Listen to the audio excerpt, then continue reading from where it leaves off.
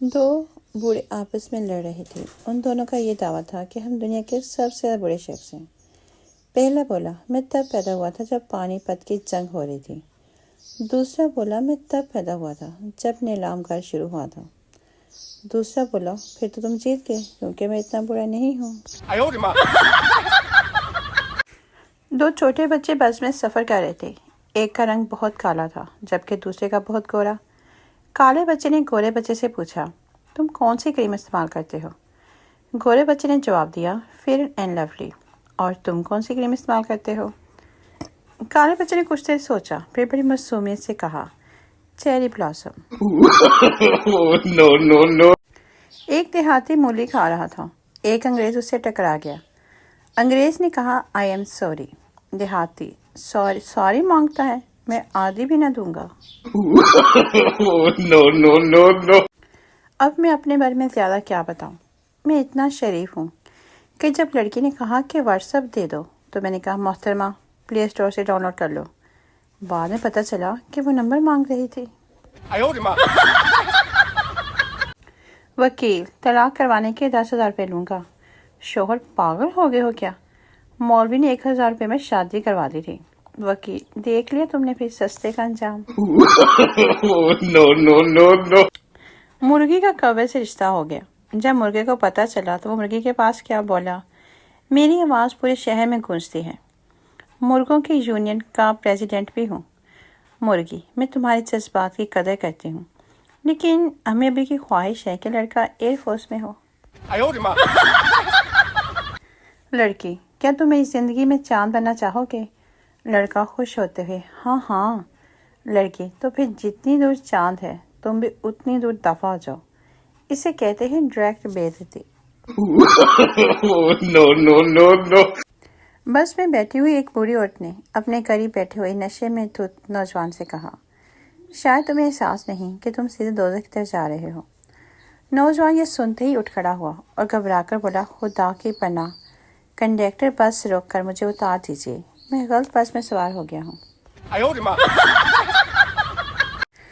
ایک فوجی نے اپنے ساتھی کو بتایا، میں اکیلا تھا اور خطروں سے کھیلنا چاہتا تھا، اس لیے فوج میں شامل ہو گیا۔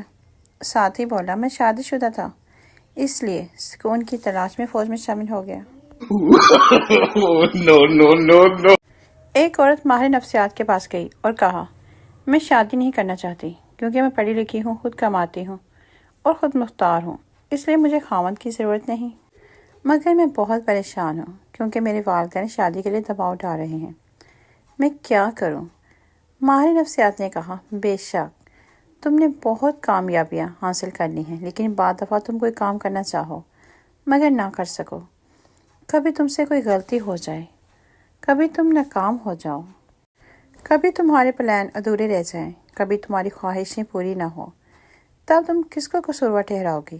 کیا اپنے آپ کو قصوروار ٹھہراؤ گی؟ لڑکی، نہیں، بالکل نہیں۔ ماہر نفسیات، کیا اپنے والد یا بھائی کو قصوروار ٹھہراؤ گی؟ لڑکی، بالکل بھی نہیں۔ ماہر نفسیات، بالکل، یہی وجہ ہے کہ تمہیں ایک خاوند کی ضرورت ہے جسے اپنی غلطیوں اور ناکامیوں کا ذمہ دار ٹھہرا سکو۔ کلاس روم میں ایک بچے کے سوال کے جواب میں ٹیچر بچوں کو سمجھا رہی تھی کہ کس طرح فرشتے ننھے منھے بچوں کو لاتے ہیں، تو پیچھے بیٹھے ہوئے 2 بچوں میں سے ایک نے دوسرے سے کہا، کیا خیال ہے ٹیچر کو اصل بات نہ بتا دی جائے؟ دسمبر کے مہینے کی سخت سردی میں پٹھان کی شادی ہو گئی۔ سہاگ رات کو پٹھان کمرے میں آیا اور بیوی کے ساتھ کیے بغیر ہی سو گیا۔ دلہن جو موڈ بنائے بیٹھی تھی، اس نے پٹھان کا ہاتھ پکڑ کر اپنے اوپر رکھا اور بولی، سرتار یہ دیکھو، میرے نیچے ایک سوراخ ہے۔ پٹھان بولا، میں بھی کہوں، یہ سردی کہاں سے آ رہی ہے؟ بیوی اپنی شوہر سے، آپ کو میری خوبصورتی زیادہ اچھی لگتی ہے یا عقل مندی؟ شوہر، مجھے تو تمہاری یہ مذاق کرنے کی عادت بہت اچھی لگتی ہے۔ سوچا تھا ہر موڑ پہ یاد کریں گے آپ کو، پر کم وقت پوری سڑک سیدھی تھی، کوئی موڑ ہی نہیں آیا۔ پپو پارک میں بیٹھا ایک کے بعد ایک ٹافی کھا رہا تھا۔ پاس بیٹھا بوڑھا آدمی بولا، میٹھا کھانے سے آدمی جلدی مر جاتا ہے۔ پپو، آپ کو پتہ ہے میری دادا جی کی عمر 100 سال ہے۔ آدمی: تو وہ کیا کم میٹھا کھاتے تھے؟ نہیں، وہ اپنے کام سے کام رکھتے تھے۔ ٹیچر: پاکستان کا جھنڈا سب سے پہلے کہاں لگایا گیا؟ پپو کافی دیر سوچنے کے بعد بولا: ڈنڈے پر۔ شوہر: ابھی تک کھانا نہیں پکایا؟ بیوی: مجھے تو بخار ہو گیا ہے۔ شوہر: اوہ جانو، میں تو شاپنگ پہ جانے کا سوچ رہا تھا۔ بیوی اڑتے ہی بولی: میں تو مذاق کر رہی تھی۔ شوہر: میں بھی مذاق ہی کر رہا تھا، چل روٹی پکا۔ لڑکی: آپ کا موبائل بہت اچھا ہے، کتنے کا ہے؟ لڑکا: ریس میں جیتا ہے۔ لڑکی: ارے واہ، ریس میں کتنے لوگ تھے؟ لڑکا: 3 پولیس والے، 1 موبائل شاپ والا اور تیسرا میں۔ ایک خرگوش بام لے کر چڑیا گھر گیا اور سب جانوروں سے کہا کہ تمہارے پاس صرف 1 منٹ ہے یہاں سے نکلنے کے لیے۔ اتنے میں کچھوا بولا: واہ کمینے، سیدھی طرح کیوں نہیں کہہ دیتے کہ ٹارگٹ میں ہوں؟ میراثی سبزی لینے گیا۔ سبزی والا سبزی پر پانی چھڑک رہا تھا۔ کافی دیر وہ اسی طرح کرتا رہا۔ کافی دیر ہو گئی تو میراثی بولا: بھائی جی، اگر بھنڈی کو ہوش آ گیا ہو تو 1 کلو دے دو۔ ایک بوڑھے کسان نے جیل میں بے قصور قید اپنے بیٹے کو خط لکھا: پیارے بیٹے، میں اس سال آلو کی فصل نہیں بو سکتا ہوں۔ مجھ سے کھیت کی کھدائی نہیں ہوتی، کاش تم میرے پاس ہوتے۔ بیٹے نے جواب دیا: پیارے ابو جان، کھیت مت کھودنا، میں نے کھیت میں اسلحہ چھپا رکھا ہے۔ اگلے دن پولیس نے سارے کھیت کی کھدائی کر ڈالی مگر انہیں وہاں کچھ نہ ملا۔ بیٹے نے باپ کو پھر خط لکھا: پیارے ابا جان، اب جائیں اور اب آپ آلو کی فصل کاشت کر سکتے ہیں۔ یہاں سے میں آپ کے پاس اتنی ہی خدمت کر سکتا تھا، فقط آپ کا بے قصور بیٹا۔ بیوی کو تھپڑ مار کر شوہر بولا: آدمی اسی کو مارتا ہے جس سے وہ پیار کرتا ہے۔